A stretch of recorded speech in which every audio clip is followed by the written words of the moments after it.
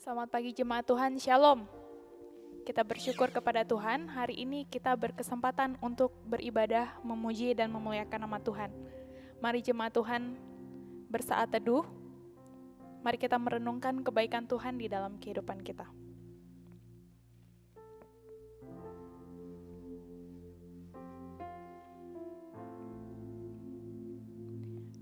Dengarkanlah firman Tuhan, karena itu kalau kamu dibangkitkan bersama dengan Kristus, carilah perkara yang di atas di mana Kristus ada, duduk di sebelah kanan Allah.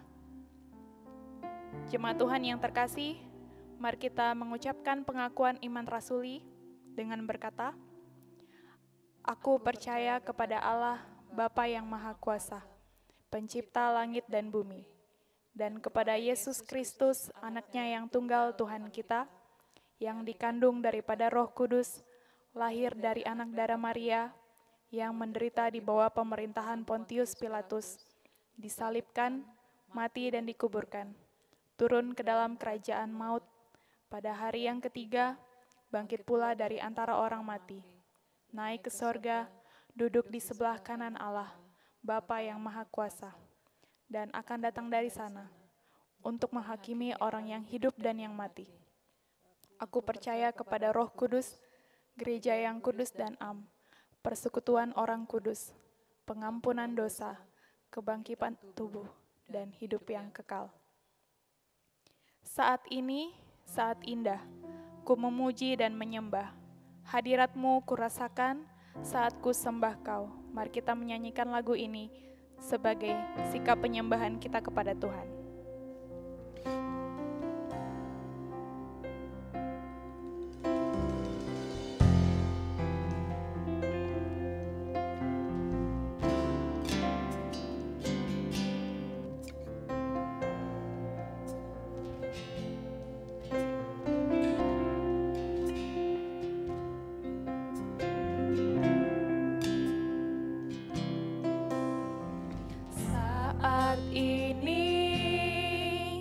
Saat indah, ku memuji dan menyembah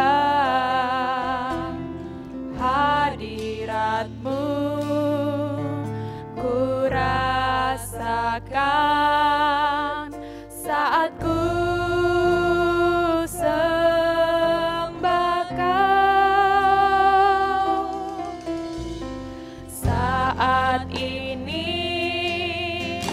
saat Tuhan Kau curahkan urapan-Mu, hadirat-Mu, ku rasakan saat ku sembahkan.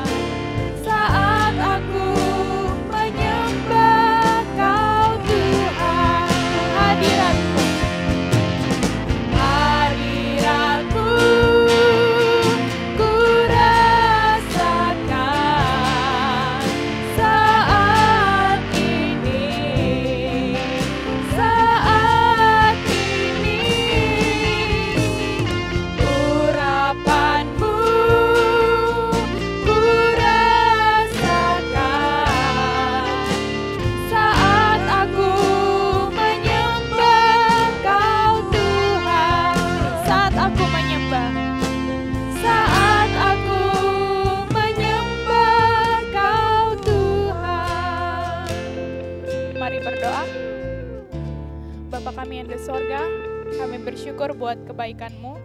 Terima kasih buat kehidupan yang Tuhan beri. Hingga pada saat ini ya Tuhan, kami datang untuk memuji, memuliakan nama Tuhan, beribadah dan bersekutu bersama kepada Tuhan. Tuhan selidiki hati kami, biarlah segala sesuatu yang kami lakukan itu memuliakan nama Tuhan. Dan biarlah kami terus merasakan sukacita yang berasal dari Tuhan saja. Kami menyerahkan ibadah kami pada pagi hari ini, di dalam nama Tuhan Yesus kami berdoa. Haleluya, amin. Ketika semuanya berubah, tetapi Yesus berpesan bahwa Ia tidak pernah berubah. Nyanyian Kemenangan Iman nomor 159, Aku inilah Alif dan Ya. Kita menyanyikan ayatnya yang pertama dan ayatnya yang keempat.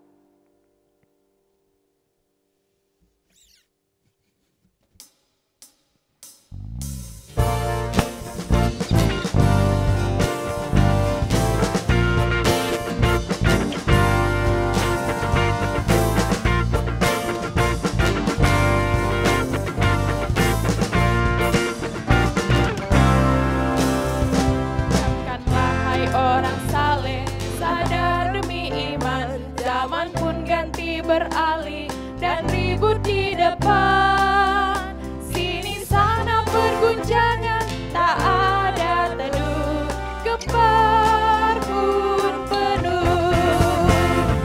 Dengarlah teman, Yesus berpesan, semuanya berubah, aku tak pernah, aku inilah Alif bahkan Ya, yang dahulu sudah dan yang ada. Meskipun sidang dihambat dengan tak berhenti, kufur pun terus merambat dan dunia membenci. Makin umatku bertambah besar baktinya, ya haleluya.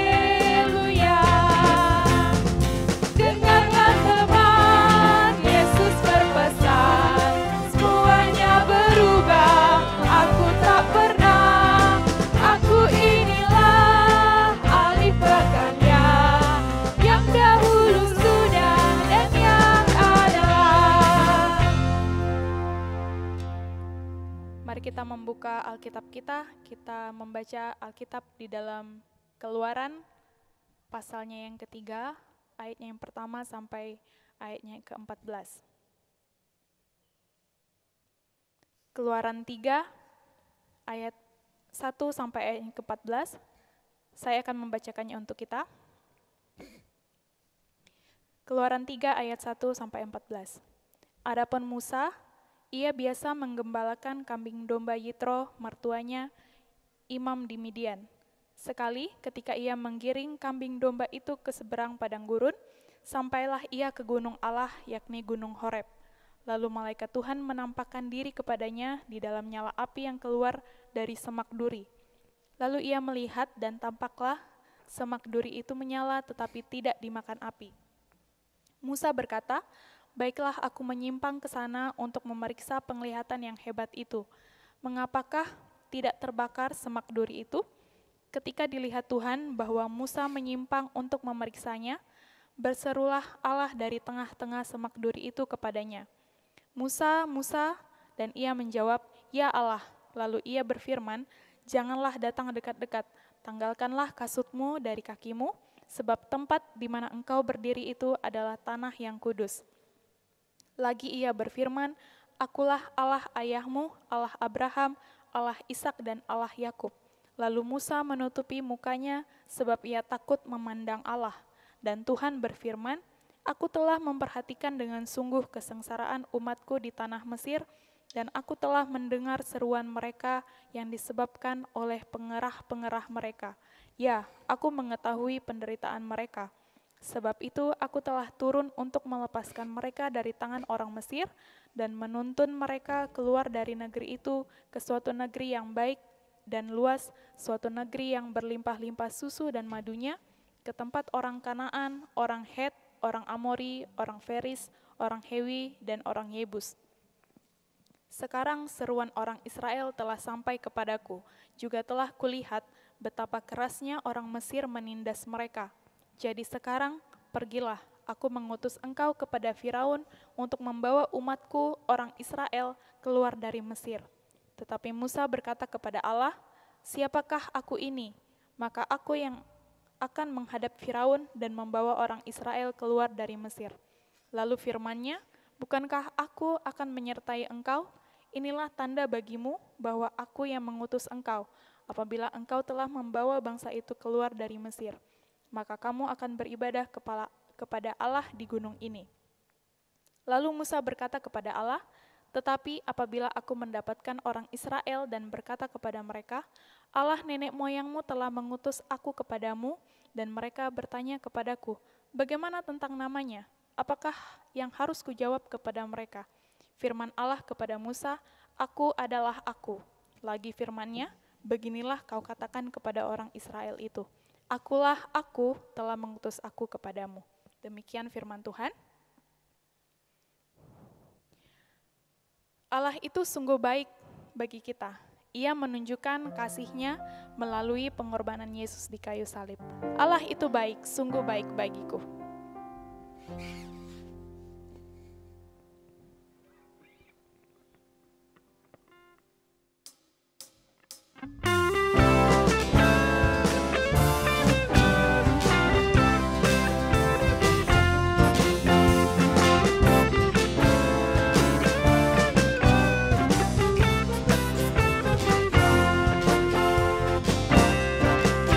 Allah itu baik, sungguh baik bagiku.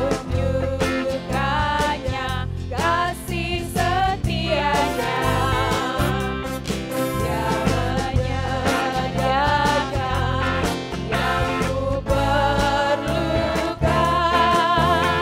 menyatakan kebaikan, menyatakan kebaikan, menyatakan kebaikannya padaku.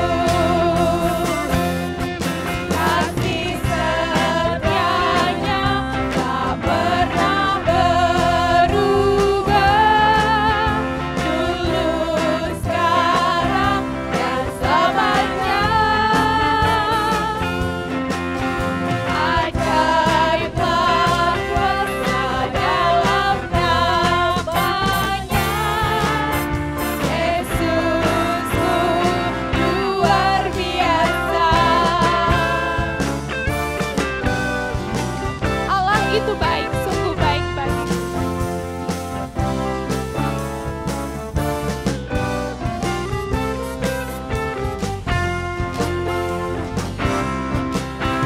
Allah itu baik, sungguh baik bagiku.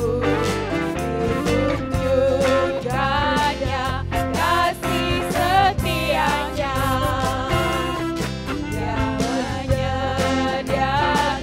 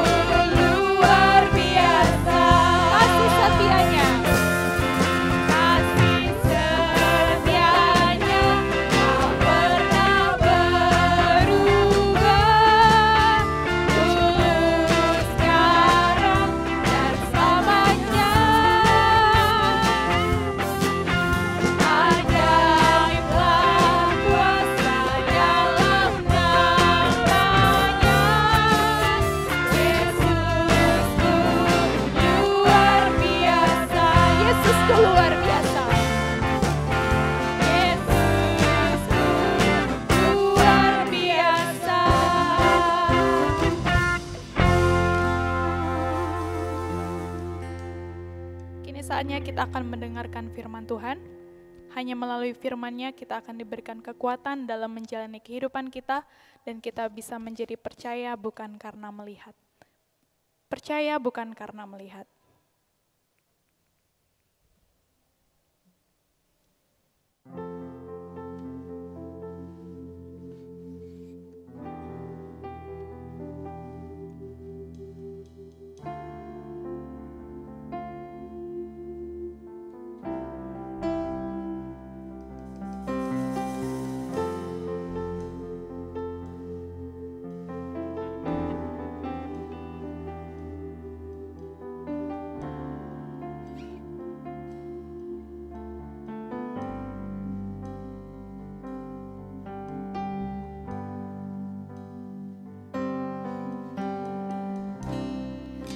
Kekuatan di hidupku,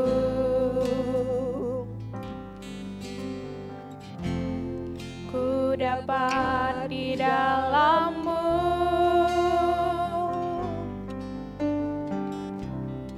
Kau teguhkan hatiku, tiada yang mustahil bagimu. Sebab aku percaya bukan karena melihat, namun karena firman-Mu yang selalu digenapi di hidupku.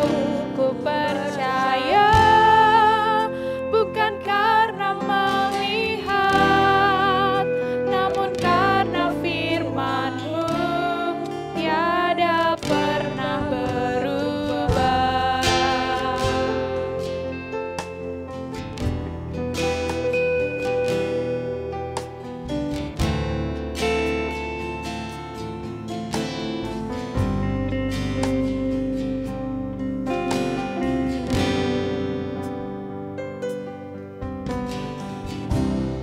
Kekuatan di hidupku,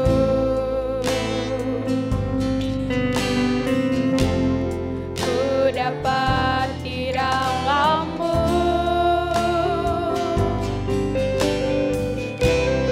Kau teguhkan hatiku,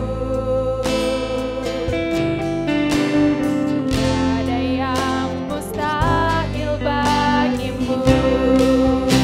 Sebab aku percaya bukan karena melihat, namun karena firman-Mu yang selalu digenapi di hidupku. Ku percaya bukan karena melihat, namun karena firman-Mu tiada pernah berubah. Namun karena firman-Mu tiada pernah berubah.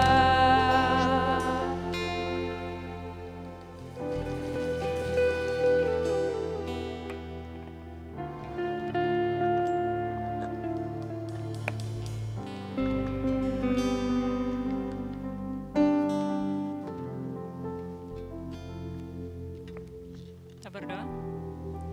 Bapa, kami bersyukur kepadamu pada siang hari ini, waktu bagi kami untuk membaca, merenungkan firman Tuhan.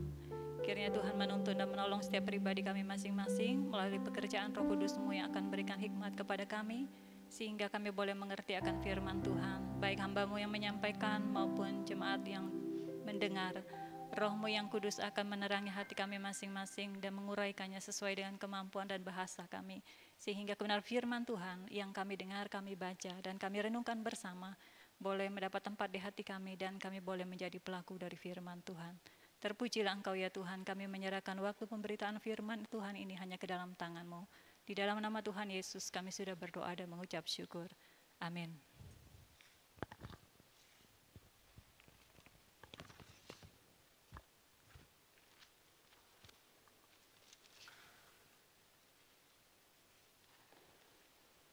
Shalom Bapak Ibu yang kekasih dalam Yesus Kristus, kita patut bersyukur kepada Tuhan karena hari ini kita masih diberikan peluang untuk boleh memuji Tuhan dan mengagungkan Tuhan, terlebih lagi untuk mendengarkan sabda kebenaran firman Tuhan. Dari pembacaan firman Tuhan yang sudah dibacakan oleh WL, saya kembali mengajak kita untuk membuka firman Tuhan di dalam Keluaran pasal yang ke-20. Saya akan membaca untuk kita Keluaran pasal 20 ayat 1 sampai dengan ayat yang ke-17. Demikianlah firman Tuhan. Ke-10 firman. Lalu Allah mengucapkan segala firman ini, Akulah Tuhan Allahmu yang membawa engkau keluar dari tanah Mesir, dari tempat perbudakan. Jangan ada padamu Allah lain di hadapanku. Jangan membuat bagimu patung yang menyerupai apapun yang ada di langit di atas, atau yang ada di bumi di bawah, atau yang ada di dalam air di bawah bumi. Jangan sujud menyembah kepadanya atau beribadah kepadanya, sebab aku Tuhan Allahmu adalah Allah yang cemburu, yang membalaskan kesalahan bapa kepada anak-anaknya, kepada keturunan yang ketiga keempat dari orang-orang yang membenci aku. Tetapi aku menunjukkan kasih setia kepada beribu-ribu orang, yaitu mereka yang mengasihi aku dan yang berpegang pada perintah-perintahku. Jangan menyebut nama Tuhan Allahmu dengan sembarangan, sebab Tuhan akan memandang bersalah orang yang menyebut namanya dengan sembarangan. Ingatlah dan kuduskanlah hari Sabat. 6 hari lamanya engkau akan bekerja dan melakukan segala pekerjaanmu. Tetapi hari ke-7 adalah hari Sabat Tuhan Allahmu, maka janganlah melakukan sesuatu pekerjaan. Engkau atau anakmu laki-laki atau anakmu perempuan, atau hambamu laki-laki atau hambamu perempuan, atau hewanmu, atau orang asing yang ada di tempat kediamanmu. Sebab 6 hari lamanya Tuhan menjadikan langit dan bumi, lalu dan segala isinya, dan ia berhenti pada hari ke-7. Itulah sebabnya Tuhan berkati hari Sabat dan menguduskannya. Hormatilah ayahmu dan ibumu, supaya lanjut umurmu di tanah yang diberikan Tuhan Allahmu kepadamu. Jangan membunuh, jangan berzinah, jangan mencuri, jangan mengucapkan saksi dusta tentang sesamamu, jangan mengingini rumah sesamamu, jangan mengingini istrinya, atau hambanya laki-laki, atau hambanya perempuan, atau lembunya, atau keledainya, atau apapun yang dipunyai sesamamu. Bapak Ibu yang kekasih dalam Yesus Kristus, dari pembacaan firman Tuhan, sebagaimana kita ketahui bahwa dalam bulan ini kita akan belajar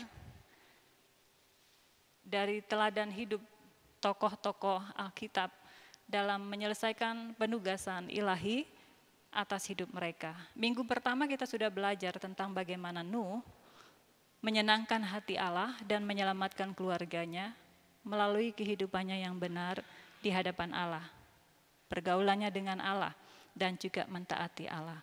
Dan minggu kedua kita sudah belajar juga tentang Abraham yang oleh imannya memberkati bangsa-bangsa. Dan minggu ini kita akan belajar bersama dari kehidupan Musa. Ketaatannya membebaskan umat Allah dan menjadi pembawa hukum Tuhan bagi dunia.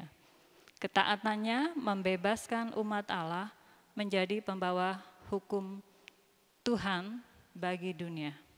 Bapak Ibu yang kekasih dalam Yesus Kristus, kitab Keluaran ini menceritakan tentang kebaikan Allah kepada bangsa atau umat pilihan Allah dari keturunan Yakub atau bangsa Israel yang terdiri dari 12 suku.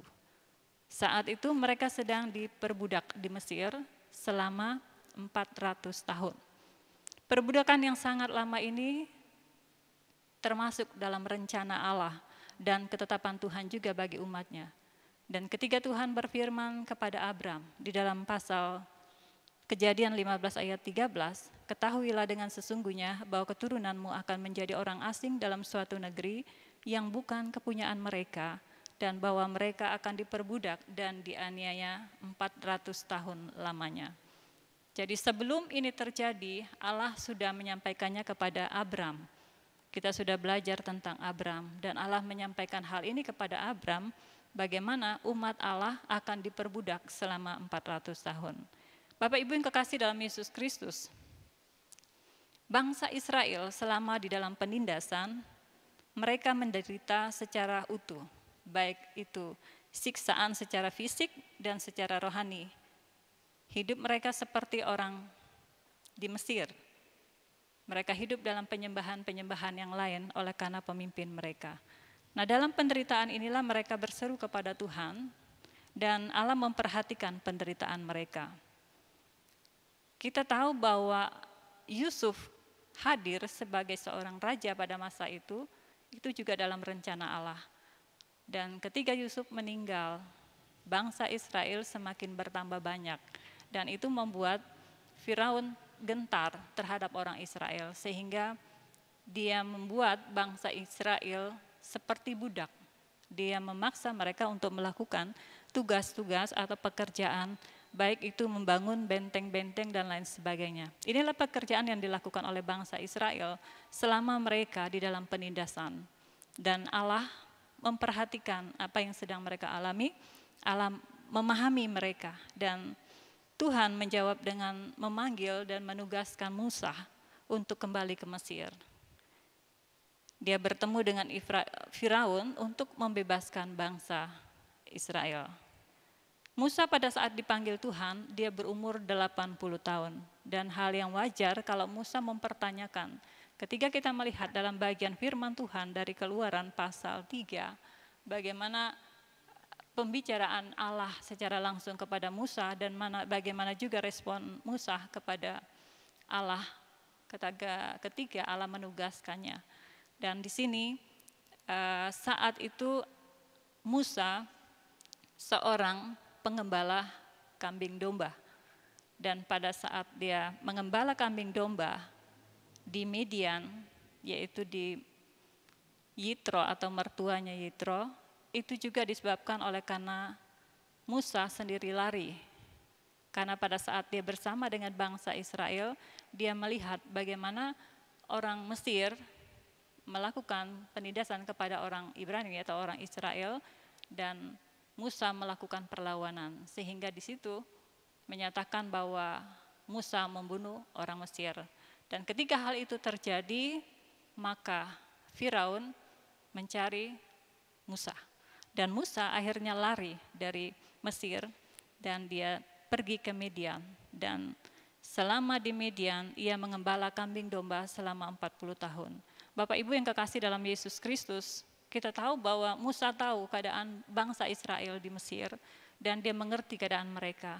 Dan saya percaya juga selama Musa berada di Midian dalam mengembalakan kambing domba, dia juga punya waktu untuk berseru kepada Allah, berdoa kepada Allah, supaya umat Allah diberikan kebebasan, supaya umat Allah diberikan kelepasan dari perbudakan. Dan ketika Allah menjawab itu, karena Allah mendengar seruan bangsa Israel, dan Allah juga mendengar seruan Musa.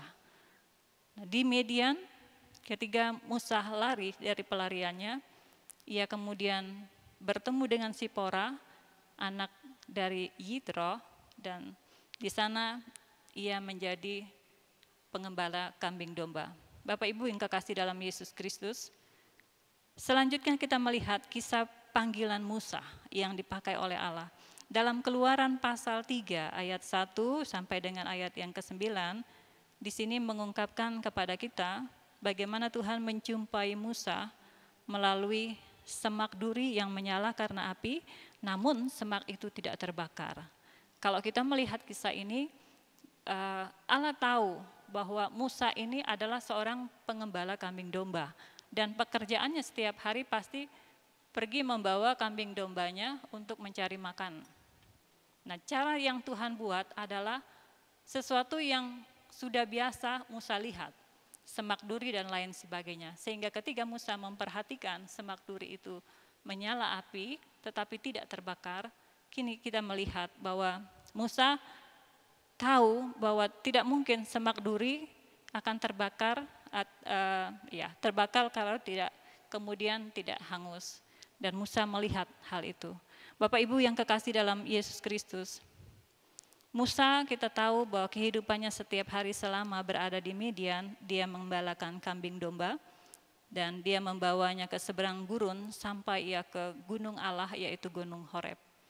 Dan di sanalah kita melihat bagaimana kemudian Allah menampakkan diri kepada Musa. Dari ayat yang kedua, malaikat Tuhan menampakkan diri kepadanya di dalam nyala api yang keluar dari semak duri. Lalu ia melihat dan nampaklah semak duri itu menyala tetapi tidak dimakan api. Dan Musa di sini kita melihat respon Musa, ya, apa yang dilakukan oleh Musa di bagian sini. ia menyimpang ke sana untuk memeriksa penglihatan tersebut. Tetapi semak duri itu tidak terbakar, dan ketika Tuhan melihat bahwa Musa menyimpang untuk meriksanya, berserulah Allah dari tengah-tengah semak duri itu kepadanya, "Musa, Musa." Ia menjawab, "Ya Allah." Lalu ia berfirman, "Jangan datang dekat-dekat, tanggalkanlah kasutmu." Tanggalkanlah kasutmu tidak berarti bahwa Musa harus menanggalkan semua sepatu, sandal, dan lain sebagainya. Dan ini juga tidak menunjukkan kepada bahwa tempat itu merupakan satu tempat yang kudus. Tapi di sini Allah menyatakan kepadanya bahwa Allah hadir di sana. Dan Allah ingin menyatakan kepada Musa bagaimana seharusnya Musa menyingkapi panggilan Allah. Bapak Ibu yang kekasih dalam Yesus Kristus, selanjutnya Tuhan menyatakan alasan bagaimana ia memanggil Musa, bahwa ia mendengar seruan orang Israel dan bahwa ia memperhatikan penderitaan mereka. Jadi tugas Musa adalah pergi untuk menghadapi Firaun, untuk membawa orang Mesir, orang Israel maksud saya, keluar dari tanah Mesir. Dari ayat yang ke-7, kita melihat dari ayat yang ke-7 di sana berkata, "Dan Tuhan berfirman, Aku telah memperhatikan dengan sungguh kesengsaraan umatku di tanah Mesir, dan aku telah mendengar seruan mereka. Aku mengetahui penderitaan mereka, sebab itu aku telah turun dan melepaskan mereka dari tangan orang Mesir dan menuntun mereka keluar dari negeri itu ke suatu negeri yang baik, yang luas, suatu negeri yang berlimpah-limpah susu dan madunya, ke tempat orang Kanaan, orang Het, orang Amori, orang Feris, orang Hewi, dan orang Yebus. Sekarang suruhan orang Israel telah sampai kepadaku. Juga telah kulihat betapa kerasnya orang Mesir menindas mereka. Jadi sekarang pergilah, aku mengutus engkau kepada Firaun untuk membawa umatku keluar dari tanah Mesir." Bapak Ibu yang kekasih dalam Yesus Kristus, dalam bagian ini Allah memerintahkan kepada Musa untuk pergi. Dan Allah menyatakan kepadanya supaya Musa keluar ke Mesir, meninggalkan Midian ke Mesir dan membawa orang Israel keluar dari Mesir. Tapi kita lihat kembali bagaimana Musa kemudian menanggapi apa yang dikatakan oleh Allah kepadanya. Ya, bagian ini mengatakan sikap Musa terhadap penugasan Tuhan kepadanya. Dalam bagian ini menyatakan bahwa ayat yang ke-11, "Siapakah aku ini? Maka aku yang telah menghadap Firaun dan membawa orang Israel keluar dari Mesir." Dalam bagian ini menyatakan bahwa Musa merasa ia tidak layak untuk tugas tersebut. Sehingga ia mengatakan, "Siapakah aku ini? Siapakah diri aku?" Ya. Aku yang menghadap Firaun dan membawa orang Israel keluar dari Mesir. Karena apa? Karena Firaun menyadari ketika dia berada di Mesir dan apa yang dia lakukan pada saat berada di Mesir. Dan dia tahu bahwa Firaun sedang mengejar dia. Dan suatu hal yang wajar kalau pada akhirnya Musa mengatakan, "Siapa aku? Kalau saya kembali ke sana, mereka akan mengejar saya." Dan bagaimana bangsa Israel, sikap bangsa Israel kepada Musa. Mereka tidak menganggap dia sebagai seorang utusan Allah. Dan inilah yang merupakan sesuatu yang menjadi penghalang bagi Musa. Dan Musa merasa rendah diri bagian ini. Musa melihat ke belakang, Musa melihat masa lalunya yang sangat buruk dan tidak mungkin. Bapak Ibu yang kekasih dalam Yesus Kristus, jika kita melihat bagian ini, sebenarnya Musa belum mengenal dengan baik siapa yang sedang mengutusnya. Musa tidak memahami siapa yang sedang mengutus dia. Dari ayat yang ke-13, di sana berkata, "Tetapi apabila aku mendapati orang Israel berkata kepada mereka, Allah nenek moyangmu telah mengutus aku kepadamu, dan mereka bertanya kepadaku, bagaimana tentang namanya? Apakah yang harus kujawab kepada mereka?" Ini juga merupakan satu pertanyaan bangsa Musa kepada Allah. Oleh karena sikap bangsa Israel yang menolak dia pada saat dia ada di Mesir, ketika dia mencoba meleraikan sesama bangsa Ibrani, orang Ibrani dan Ibrani saat berkelahi dan mencoba untuk meleraikan, dan mereka mengatakan, "Siapa mengutus engkau untuk menjadi hakim atas kami?" Nah, dalam bagian ini menunjukkan bahwa orang Israel pada masa itu tidak mengenal dan mereka tidak tahu bahwa Musa adalah utusan Allah.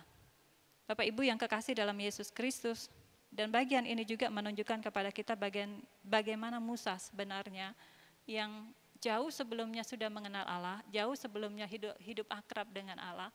Namun Musa masih belum menyadari bahwa dia memiliki satu tugas yang penting yang diberikan Allah kepadanya, yaitu memberikan kebebasan bagi bangsa Israel. Kemudian selanjutnya, bagaimana bagian firman Tuhan selanjutnya berkata di dalam ayatnya yang ke-14, ketika Musa menyatakan itu kepadanya, firman Allah kepada Musa, dia menegaskan atau meneguhkan kembali Musa dengan berkata, "Aku adalah aku," lagi firman-Nya. "Beginilah kau katakan kepada orang Israel itu, akulah aku telah mengutus kepadamu." Dan selanjutnya kita lihat bagaimana kemudian Allah terus menyatakan kepada bangsa Israel melalui Musa, bagaimana Allah menuntun bangsa ini, bagaimana Allah menyertai mereka. Allah menunjukkan kepadanya bahwa dialah Allah Ishak, Allah Yakub, Allah Abraham yang telah menampakkan diri. Hal inilah yang menegaskan kepada Musa kembali, untuk meneguhkan Musa kembali.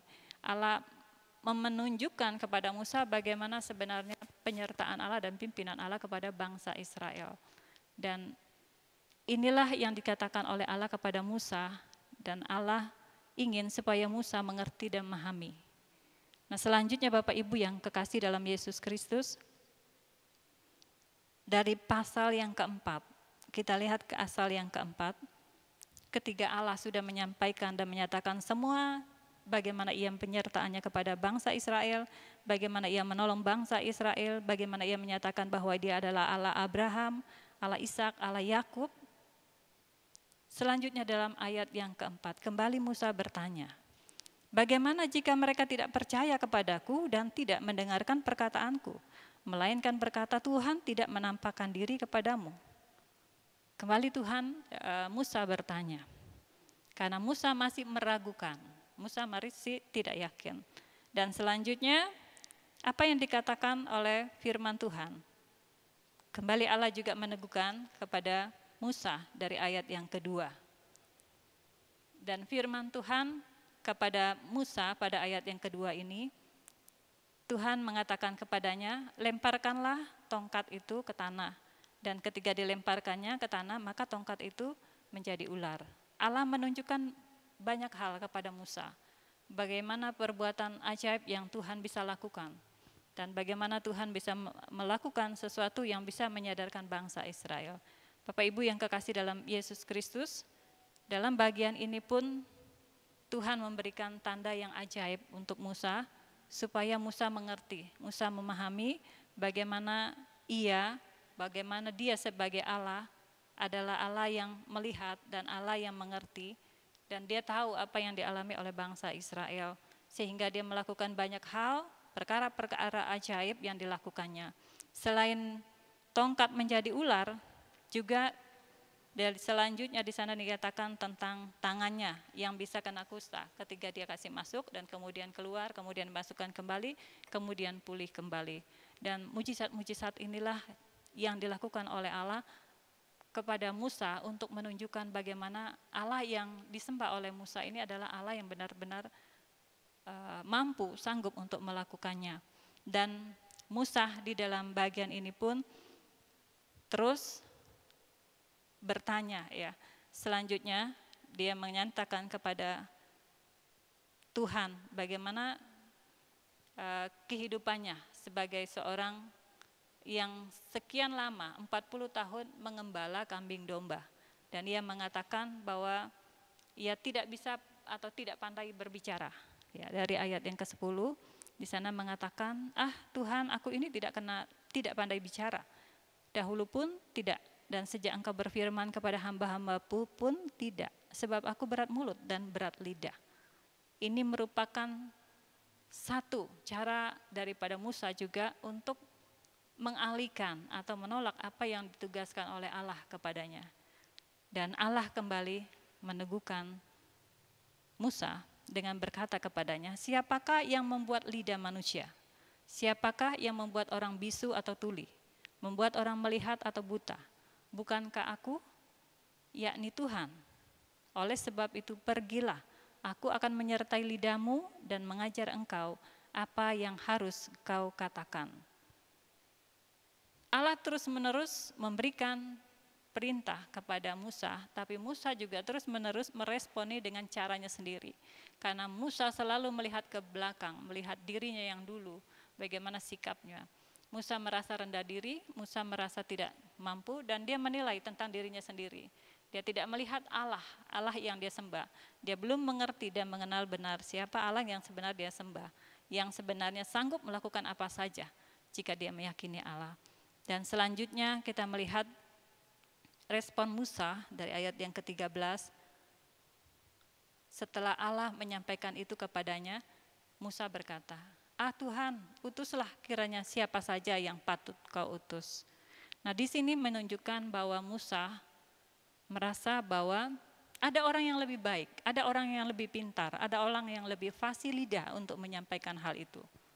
Dan Musa merasa bahwa dia lebih tahu daripada Allah. Bapak Ibu yang kekasih dalam Yesus Kristus, terkadang dalam kehidupan kita seperti yang dihadapi oleh Musa. Kita selalu melihat ke belakang, kita selalu menoleh ke belakang, siapa diri kita. Dan ketika kita diberikan penugasan oleh Allah, sering kita mengatakan bahwa si A, si B lebih layak, dia lebih pintar, dia lebih bisa ketimbang saya. Saya tidak mempunyai kemampuan apa-apa, saya hanya bisa ini dan itu. Hal yang sama dilakukan oleh Musa pada masa itu. Dan apa yang dikatakan, apa yang dijawab oleh Allah pada ayat yang ke-14, di sana mengatakan, maka bangkitlah murka Tuhan terhadap Musa dan ia berfirman, bukankah di situ Harun, orang Lewi itu kakakmu, aku tahu bahwa ia pandai bicara, lagi pula ia telah berangkat menjumpai engkau. Dan apabila ia melihat engkau, ia akan bersukacita dalam hatinya. Dan pada akhirnya Allah marah, Allah jengkel, Allah murka kepada Musa. Oleh karena Musa di sini jelas-jelas mengatakan penolakannya atas penugasan yang diberikan Allah kepadanya. Allah, karena Musa merasa dirinya tidak mampu, Musa merasa bahwa dia tidak bisa, ya, dia tidak bisa. Jadi kita tahu bahwa apa yang dilakukan oleh Allah selanjutnya, dan Allah mengatakan, ada kakakmu Harun. Nah, Bapak Ibu yang kekasih dalam Yesus Kristus, dalam ayat yang ke-15 selanjutnya dia berkata, maka engkau harus bicara kepadanya dan menaruh perkataan itu ke dalam mulutnya. Aku akan menyertai lidahmu dan lidahnya dan mengajarkan kepada kamu apa yang harus kamu lakukan. Pada akhirnya ketika Musa mengatakan bahwa ia tidak bisa, dia tidak mampu, dia tidak punya fasih lidah, dan Allah mengatakan kepadanya, ada kakakmu. Kamu akan menyampaikan apa yang akan saya sampaikan. Sampaikan kepada Harun, dan Harun yang akan menyampaikannya. Dan kita tahu siapa Harun, kakak daripada Musa. Tapi kita tahu juga kehidupan Harun setelah sekian lama dalam perjalanan mereka menuju tanah perjanjian. Harunlah yang membawa bangsa Israel akhirnya berbalik dari Allah. Ketika Musa dipanggil Allah untuk ke gunung Sinai, ketika ia memberikan 10 hukum Allah, dan Harun menunggu. Pada saat penantian inilah akhirnya umat Israel merasa capek, lelah dan lain sebagainya, dan mereka memerintahkan Harun untuk membuat patung bagi mereka. Dan Harun inilah yang melakukannya. Bapak Ibu yang kekasih dalam Yesus Kristus, kita tahu terkadang Allah memakai orang lain untuk kita dalam melakukan segala bagian dalam pelayanan kita. Namun sebenarnya Tuhan mau memakai hidup kita secara langsung. Tuhan ingin hidup kita secara pribadi yang dipakai, bukan melalui perantaraan. Sebagaimana yang dilakukan oleh Musa dan Harun di bagian ini. Allah ingin supaya kita selalu melakukan bagian kita, menjalankan pelayanan kita dengan sungguh-sungguh, sebagaimana kerinduan Allah dalam kehidupan kita. Ayat yang ke-16 berkata, ia harus berbicara bagimu kepada bangsa itu dengan demikian, ia akan menjadi penyambung lidahmu dan engkau akan menjadi seperti Allah baginya. Jadi ini penegasan Allah kepada Musa, oleh karena ia pada akhirnya ayat yang ke-13 mengatakan, Tuhan utuslah orang lain. Aku tidak bisa, ya dengan kata lain seperti itu. Aku tidak bisa, jadi orang lain saja. Bapak Ibu yang kekasih dalam Yesus Kristus, pada akhirnya kita tahu, meskipun Musa pada awalnya sangat berat untuk menerima panggilan Tuhan, namun pada akhirnya Musa memilih untuk taat kepada Tuhan. menghadapi ketakutan terhadap Firaun yang mengejarnya oleh karena apa yang sudah dilakukan selama dia berada di Mesir, menghadapi kekhawatiran terhadap respon bangsa Israel karena sikap atau kehidupan Musa yang dianggap sebagai seorang pembunuh pada saat itu, dan menghadapi perasaan rendah diri. Ini merupakan satu pergumulan yang dialami oleh Musa, namun Musa memilih untuk tetap taat dengan cara tetap bergantung sepenuhnya kepada Tuhan yang memilih dan mengutusnya untuk pergi ke Mesir. Dan kita tahu juga pada akhirnya dari kisah Musa, ketaatannya menghasilkan perkara-perkara yang besar.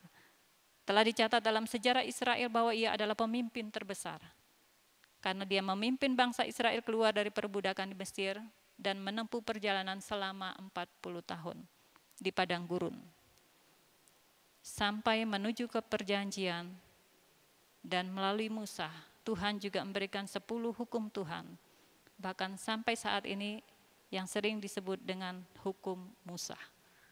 Dan walaupun Musa, kita tahu bagaimana kehidupan Musa ketika ia dipanggil dalam menjalankan penugasannya, Musa banyak kali mempunyai alasan-alasan, tapi pada akhirnya dia memilih untuk tetap taat. Dari semua alasan-alasan Musa untuk menghindari dari penugasan Tuhan, mungkin juga pernah timbul dalam hati kita, mungkin juga pernah timbul dalam pikiran kita. Seperti Musa, marilah kita memilih kemudian untuk lebih taat, untuk lebih berserah kepada Tuhan, dan setia untuk menjalankan penugasan Allah, dan melakukan bagian kita untuk menjadi saksi Kristus dimanapun kita berada. Biarlah kehidupan kita melalui perkataan, melalui pikiran, melalui tindakan kita menjadi berkat, menjadi teladan bagi orang lain. Kita boleh menjadi lilin-lilin yang boleh menerangi kegelapan, dan hidup kita menjadi berkat bagi banyak orang. Tuhan Yesus memberkati. Mari kita berdoa. Bapa, kami bersyukur untuk kebenaran firman Tuhan yang kami sudah dengar. Kiranya melalui firman Tuhan ini boleh menolong kami, membimbing dan menuntun kami belajar dari kehidupan hamba-Mu Musa untuk lebih memilih taat, menjalankan penugasan yang Kau berikan bagi kami. Kami tahu bahwa panggilan kami di dalam dunia adalah pergi untuk memberitakan Injil.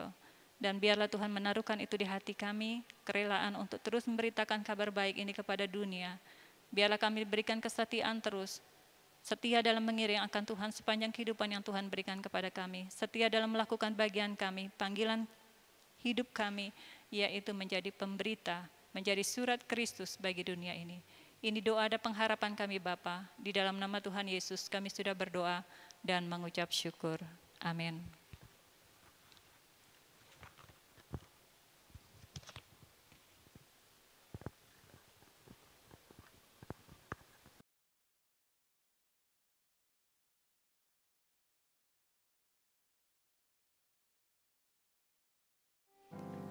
Kita akan memberikan persembahan, tapi sebelum itu mari kita berdoa. Tuhan, terima kasih buat hidup dan berkat yang Tuhan berikan kepada kami, dan pada saat ini kami akan memberikan persembahan.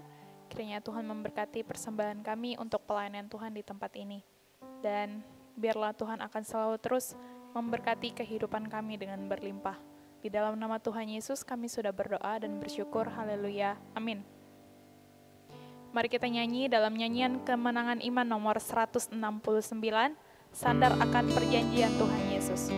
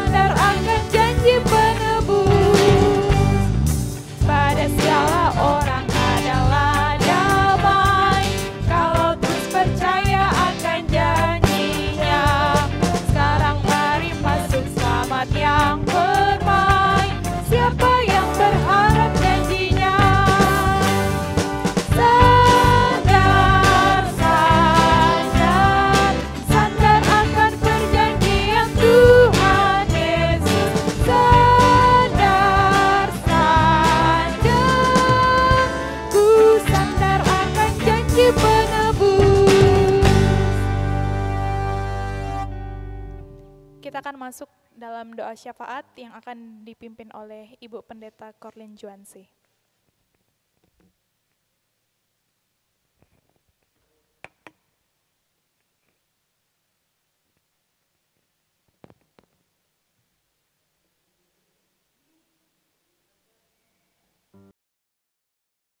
Shalom Bapak Ibu yang kekasih dalam Yesus Kristus. Kita akan masuk dalam doa syafaat, namun sebelumnya saya akan membaca nama-nama Bapak Ibu Saudara yang berulang tahun dalam seminggu yang sudah berlalu. Cena Patiosi, Nilu Made Sukerti, Simon Aloy, Uluk Ujung, Maximilian, Daniswara Masao, Harol Arthur Uring, Septiana Alung, Yosia, Septiana Ngang, Nona Indri Wahyu, Septipai, Kurnia Asa, Hendrik Elbar, Sopiana Yati, Agung Prihartanto, Ferry Elian, Gusti Deri Atmanegara, Muldi Agung Hiskia, Elman Evander Yahuda, Septiana Lerang, Stevina Giti Cynthia, Casey Caroline, Tara Jahova, Helber Cristiano Hens, Hesti Christine, Charlie Yohanes, Livingston D, Yervina Kelik, Sio Nathanael Mentan, Septi Suliawati Apoe. Keluarga yang berulang tahun pernikahan, Hotman Simanjorang dan Linda Marlisa, Joni Yanto dan Wiwi Suherminawati, Irang Luhat dan Hau Ngau, Tertius DS dan Florida, Edison Larang dan Anis Serlita Pratiwi, Joni Kule dan Eta Asa, Ule Agang dan Sumarni. BPJ dan segenap jemaat mengucapkan selamat ulang tahun. Tuhan Yesus memberkati. Mari kita masuk dalam doa. Bapa, kami bersyukur kepadamu pada hari ini untuk kebaikan dan kasih setiamu yang sudah Engkau nyatakan dalam kehidupan kami. Sepekan yang kami boleh lewati semua oleh karena kebaikan Tuhan. Terima kasih karena Tuhan masih memberikan hidup bagi kami.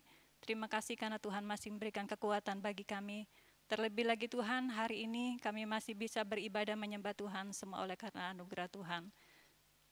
Jauh sebelum jalan kami menyembah Engkau, kami datang menyerahkan hidup kami kepada Tuhan. Kami mengakui akan semua kelemahan dosa, baik melalui pikiran, perkataan, sikap, dan hati kami. Tuhan mengampuni, suci, kuduskan, kuasailah dan hati kami dengan kuat kuasa Roh Kudus-Mu, agar penyembahan kami sungguh-sungguh menyembah Engkau hanya di dalam roh dan kebenaran.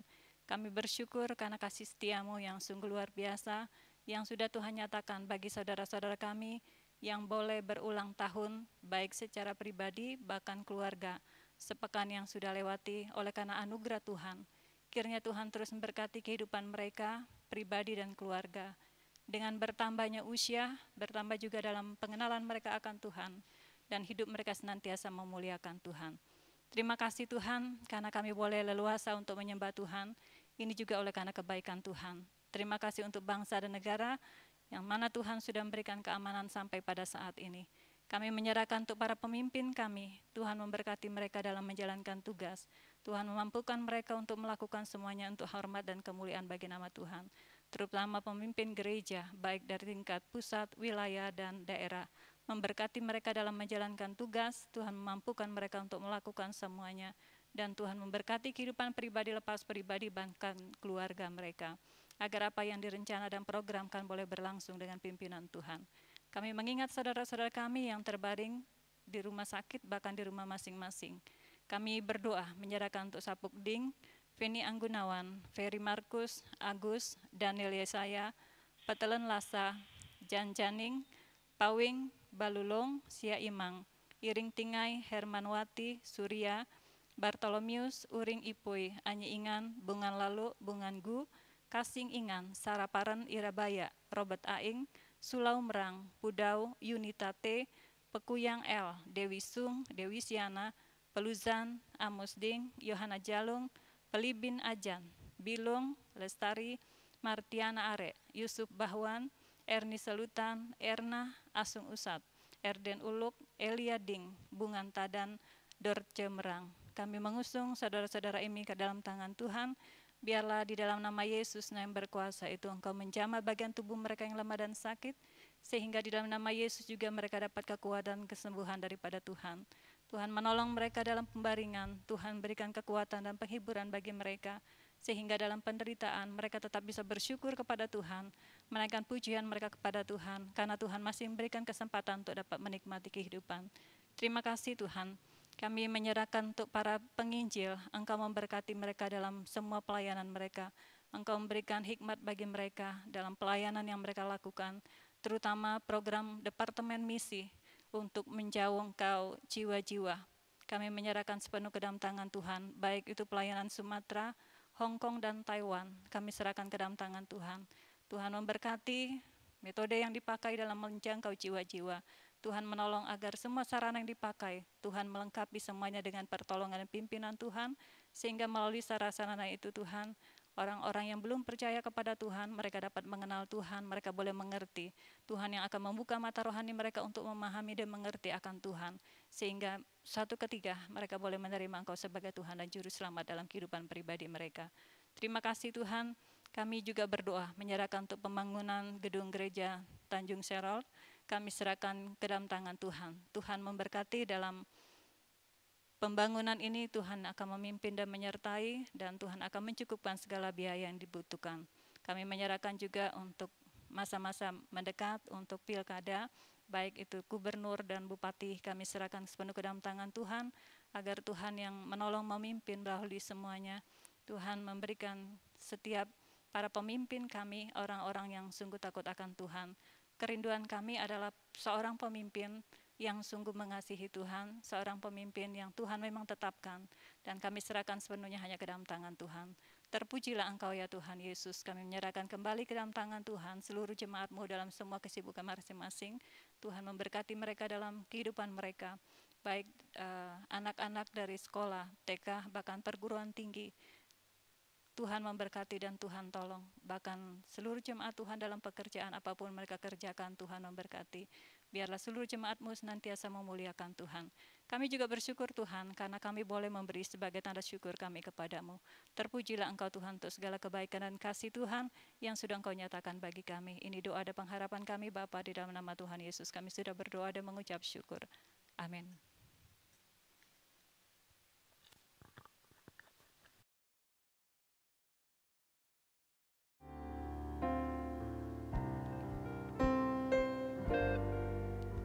Seperti Tuhan selalu menyertai dan membela Musa, demikian juga Tuhan akan selalu menyertai dan membela kehidupan kita melalui firman-Nya yang sudah dinyatakan. Kita akan mengakhiri ibadah kita pada pagi hari ini. Mari kita menyanyi Tuhan yang membela.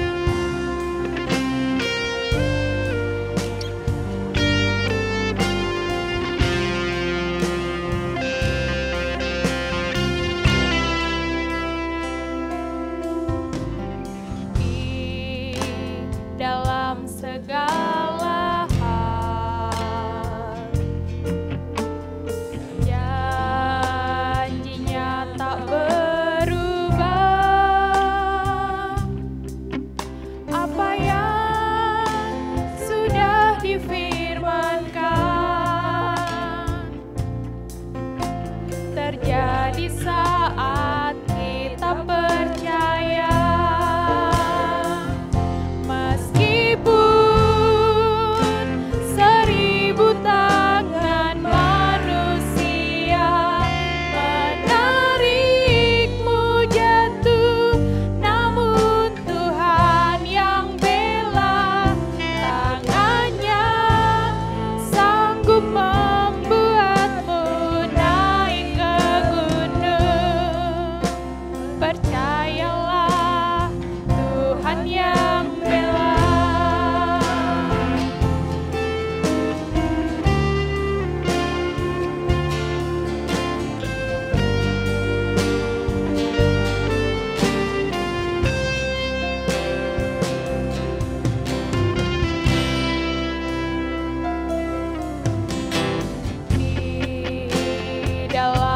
segala hal. Janjinya tak berubah, apa yang sudah difirmankan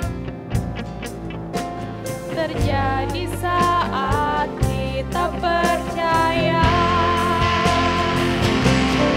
Meskipun seribu tangan manusia menarikmu jatuh, namun Tuhan yang bela.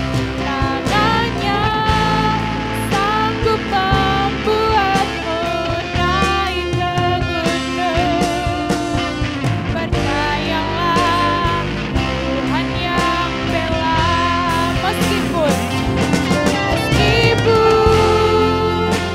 seribu tangan manusia menarikmu jatuh, namun Tuhan yang bela.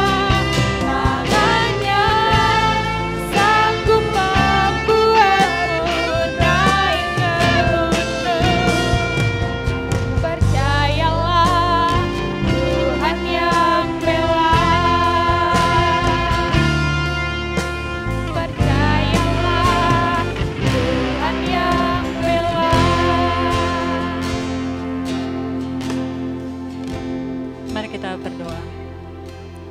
Kami bersyukur kepadamu ya Tuhan, karena Engkau sudah memimpin menyertai ibadah kami dari awal, pertengahan, hingga pada akhirnya. Dan semua boleh berjalan dengan baik, semua oleh karena pimpinan penyertaan Tuhan. Jemaat Tuhan, arahkanlah hati dan pikiranmu kepada Tuhan, dan terimalah berkat Tuhan. Kiranya kasih daripada Allah Bapa, damai sejahtera daripada Yesus Kristus, dan persekutuan di dalam Roh Kudus akan menyertai kita semua hari ini sampai selama-lamanya.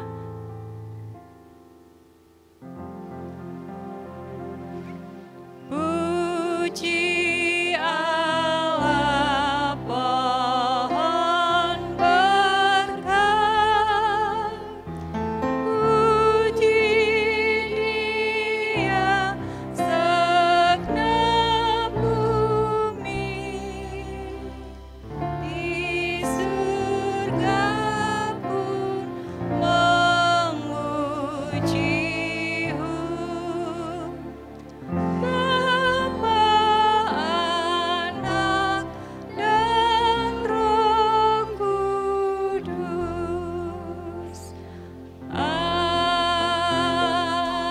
Amin. Jemaat Tuhan dipersilakan mengambil saat teduh.